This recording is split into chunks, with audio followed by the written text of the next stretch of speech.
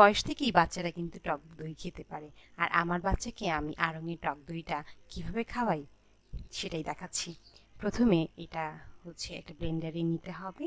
ব্লেন্ডারে কিছু নিয়ে 1/2 কাপ পরিমাণ নিয়েছি, আর 4 টেবিল চামচ চিনি দিয়েছি, একটু লবণ দিয়েছি, আর একটুখানি বিট লবণও দিব যাতে একটু টেস্টটা আসে ও খেতে চায়।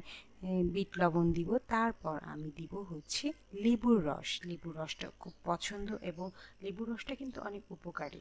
তো এজন্যই এইভাবে করে খাওয়ানো যায়। ডিরেক্ট লেবু তো খাওয়াতে পারি না, তাই এভাবে করেই খাওয়ানো হয় ওকে। তারপর এটাকে ভালো করে ব্লেন্ড করে দেন সার্ভ করে দিই, ও মজা করে খেয়ে ফেলে। একদম পারফেক্ট রেসিপি ফর বেবিস।